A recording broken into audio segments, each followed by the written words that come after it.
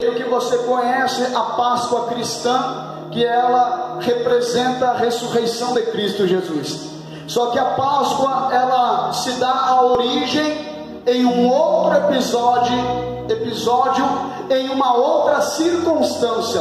Eu quero que você preste atenção para você entender que mesmo a Páscoa surgindo no Velho Testamento, ela está no contexto da ressurreição de Jesus Cristo.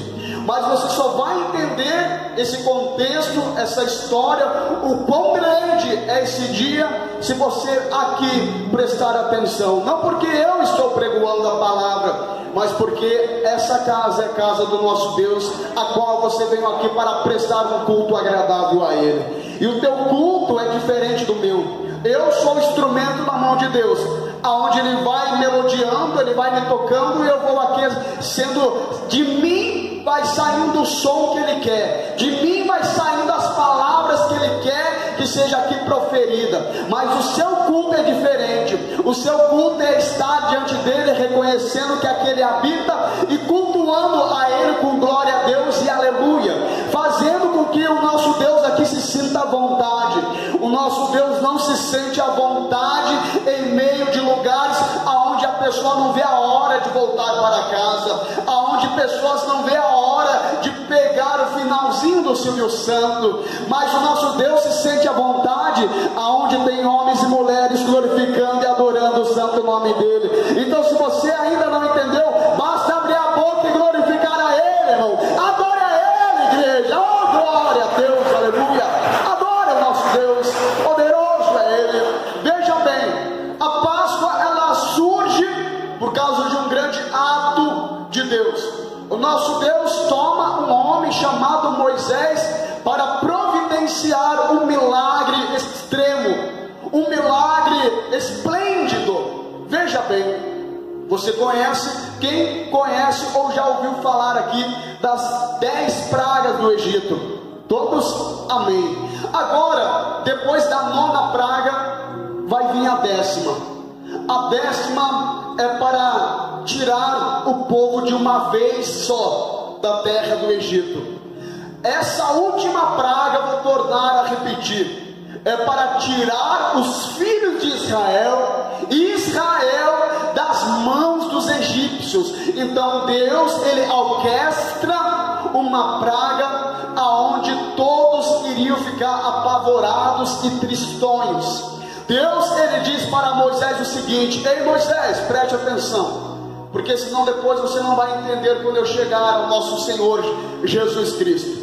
Ele vai dizer: Moisés, manda o meu povo pegar um cordeiro sem mácula, sem mancha, e esse cordeiro eles vão sacrificá-lo, colocá-lo, o cordeiro, num holocausto. Eles vão fazer o que com o cordeiro, irmãos? Sacrificá-lo, esse cordeiro. Com o sangue do cordeiro, preste atenção, o povo teria que pegar um cordeiro sem mancha, um cordeiro novo, um cordeiro belo, para sacrificar. E com o sangue desse cordeiro, eles iriam passar nos umbrais da porta, melhor, das janelas, iam passar sobre a casa, iam passar sobre as batentes da casa, para que quando o juízo de Deus passasse sobre a terra do Egito, quando ele visse, preste atenção, quando ele visse o sangue sobre as portas, sobre as janelas, ele não iria entrar, porque essa casa estava marcada com o sangue do cordeiro. Ele iria passar por cima. É por isso que a Páscoa, ela surge aqui, é uma celebração após esse ato. Páscoa significa passar por cima. Olha para o seu irmão e diga para ele: Páscoa, o significado do nome Páscoa significa passar por cima. Olha aqui para mim. Eles fizeram conforme as ordens de Moisés, porque Moisés também estava recebendo ordens de Deus. eles sacrificaram o cordeiro, passaram nos umbrais da porta, nos batentes da porta, e de repente o juízo de Deus, o espírito da morte vai passar por esse lugar. Todo homem e todo animal primogênito que não tivesse a marca do cordeiro sobre a porta da casa iriam ser mortos. Lá passa o juízo de Deus. E significa passar por cima, porque quando está passando, irmão Sandro, o espírito da morte, e quando ele via a casa marcada com o sangue do cordeiro, ele passava por cima, ele deixava a casa intacta, o primogênito da casa, o morador da casa intacto. Só que todo o Egito, todos os egípcios se lamentaram, se entristeceram, porque todo o primogênito da terra do Egito morreu, porque não tinha a marca do sangue do cordeiro, e o juízo de Deus passou sobre aquela terra. Agora não é diferente. O contexto dessa Páscoa é totalmente ligado na nossa Páscoa cristã. Por que dessa Páscoa? Porque essa Páscoa aqui, ela é uma Páscoa judaica, uma celebração judaica, só que tem todo o contexto, e vem a nossa Páscoa cristã, que é da Bíblia também. O velho e o novo é a mesma Bíblia, só muda porque o velho é chamado de Torá e o novo é uma nova aliança de Jesus Cristo. Veja bem, para você entender, é o mesmo contexto.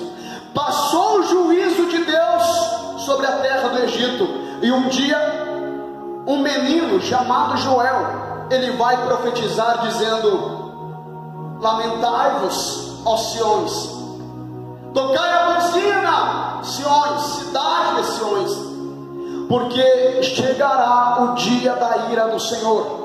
Assim como passou o juízo de Deus sobre a terra do Egito, o juízo de Deus vai passar, mas não somente na terra do Egito, vai passar por toda a terra. Olha para o seu irmão e diga para ele: o juízo de Deus vai passar sobre toda a terra. Olha para mim, irmão, sobre toda a terra um dia haverá de chegar o juízo de Deus, o grande dia do Senhor, o dia da ira do Senhor, como disse Joel. Mas para nós não sermos afligidos, para nós não sermos apanhados pela ira, um cordeiro teve que descer para ser sacrificado, para nos banhar com seu sangue, nos marcar com seu sangue. Assim como no Egito eles sacrificaram o cordeiro e cobriram os umbrais da porta com o sangue do cordeiro, um cordeiro, em Apocalipse vai dizer que um cordeiro já estava entregue à morte desde a fundação da terra. Deixa eu te falar um pouquinho melhor, deixa eu aqui pegar as palavras do profeta messiânico para falar contigo.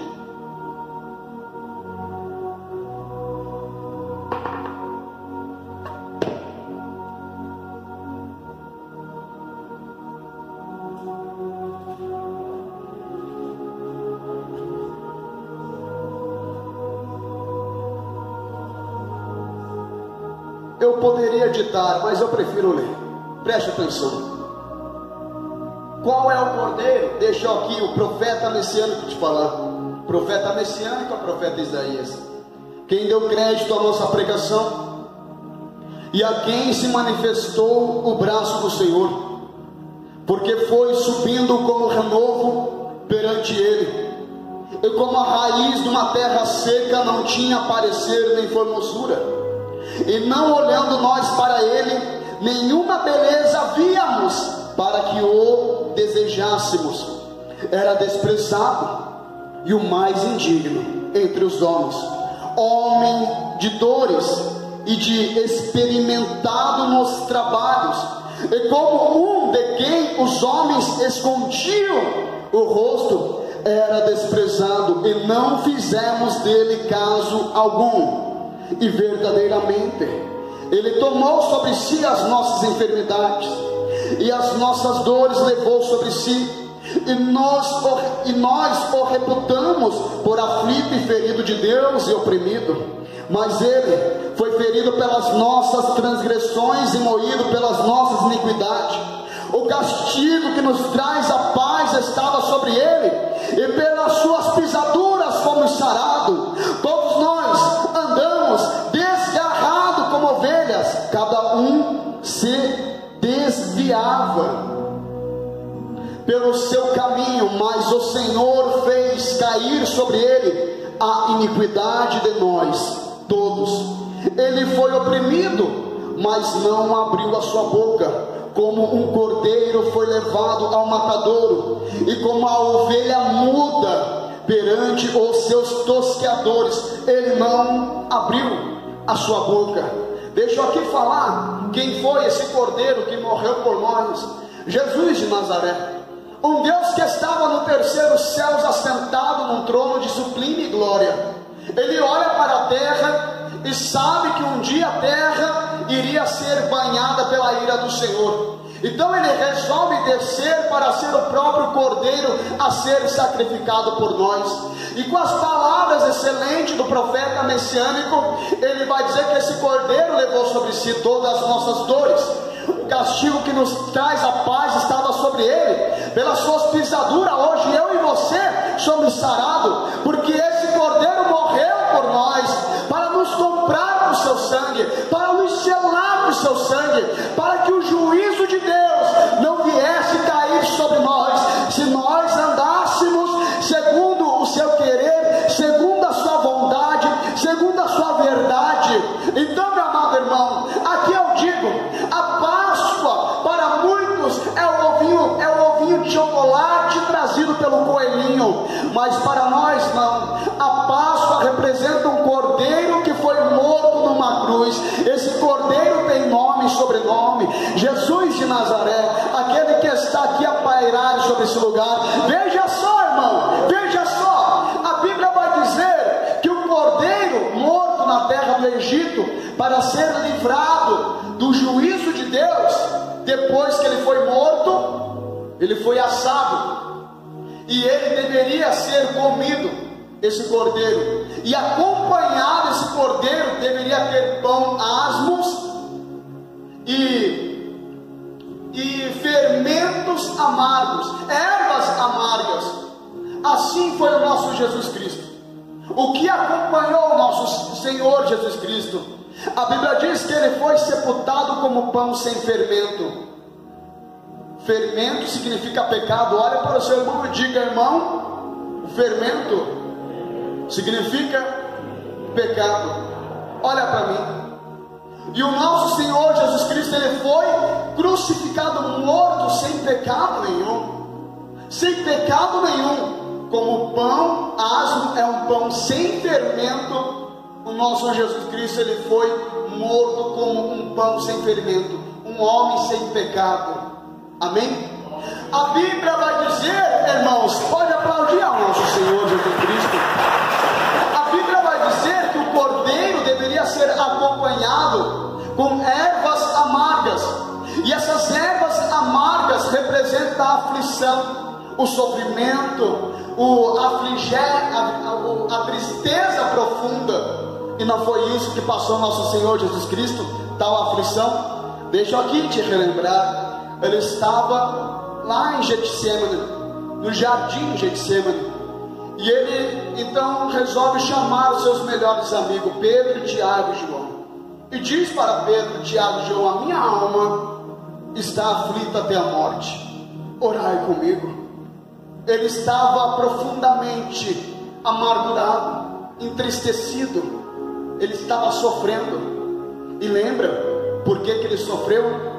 Ele sofreu porque o pastor João pecou, ele sofreu porque a irmã Maria pecou, ele sofreu porque cada um que está aqui e estava naquele tempo junto com ele pecaram, e ele tinha que tirar o pecado do mundo, ele tinha que trazer uma solução para que o mundo não viesse cair no juízo de Deus quando o juízo chegar. E a única maneira que foi se achado foi ele se sacrificar por nós, porque no livro de Hebreus vai dizer que de fato quase todas as coisas devem ser purificadas com um sacrifício, um derramamento de sangue.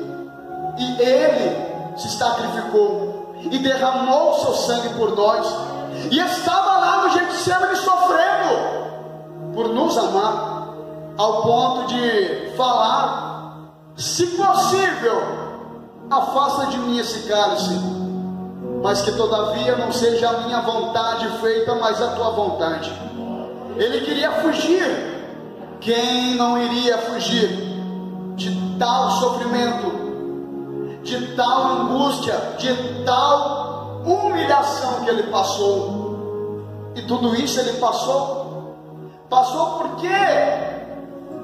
E por quê? Se você não está acompanhando a pregação, quem sabe você ainda não entendeu. Então torno a repetir: sofreu para morrer, mas não só morrer, para nos comprar com seu sangue derramado na cruz, através da sua morte, através do seu sacrifício. Olha aqui, irmão, preste atenção. Quando o cordeiro era morto, qualquer cordeiro do Velho Testamento, quando o cordeiro era morto, até a última gota deveria cair nesse cordeiro, até a última gota de sangue, para que o sacrifício fosse ele perfeito. O nosso Jesus Cristo estava na cruz do Calvário. Enquanto a última gota não saiu do seu corpo, enquanto a última gota não foi extraída do seu corpo, ele não entregou o seu espírito a Deus. Somente após a última gota de sangue ter se escoado dele, ele olha para os céus e diz: está consumado. Entrego o meu espírito em tuas mãos. Olha para mim, irmão, olha para mim. Quem sabe o diabo fez festa nesse momento, porque o primogênito de Deus havia morrido. Assim como todos os primogênitos da terra do Egito morreram, o nosso primogênito, o primogênito de Deus, havia morrido. Quem sabe o demônio fez festa. Quem sabe ele não sabia que ele iria ressuscitar, não prestou atenção, e fazendo festa, pensando que o mundo era dele.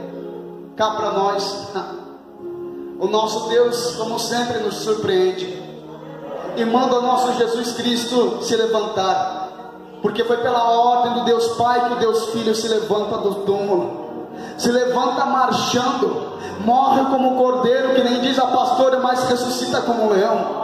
E ele é ressuscitado para nos comprar com o seu sangue.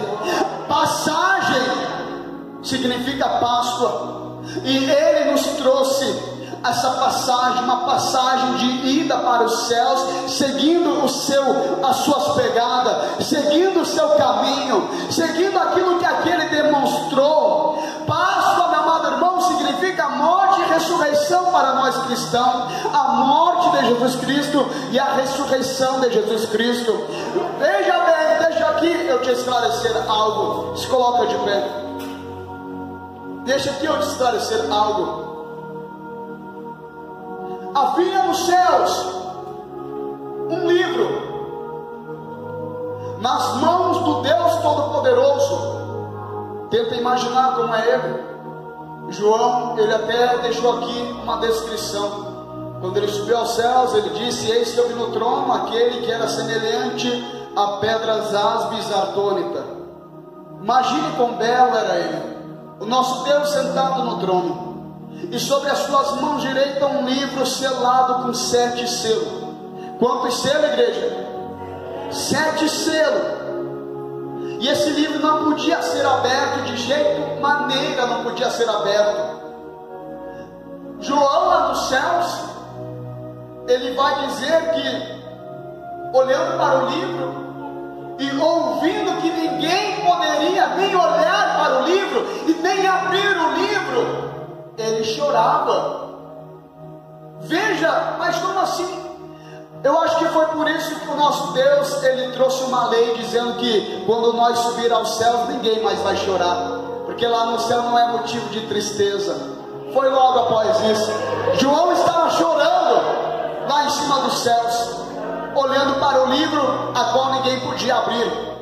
Mas de repente um dos anciões chega para João e diz: ei, cessa o seu choro agora, porque foi achado aquele que é digno de abrir o livro, o cordeiro que foi morto e sacrificado, só que foi ressurreto. E digno é esse cordeiro de abrir o livro e desatar os seus 7 selos. O nosso Jesus Cristo, aleluia, o nosso Jesus Cristo. Agora, para que tanta luta? Para que tanto sacrifício assim para abrir um livro? Para quê? Sabe por quê? Esse livro que estava na mão de Deus é um livro chamado Livro da Vida. Não sei se você me entendeu. O livro que ninguém podia abrir, nem olhar para ele, era o livro da vida. Ninguém poderia ou pode entrar no céu. Ninguém, olha para mim. Ninguém pode entrar no céu se não estiver com o nome escrito no livro da vida. Ninguém. Mas como escrever o nome Miranda se o livro não fosse aberto? Como escrever o nome João se o livro não fosse aberto? Ou seja, estávamos condenados. Estávamos todos condenados para a ira do Senhor, que Joel vai dizer que em breve virá. Todos nós condenados.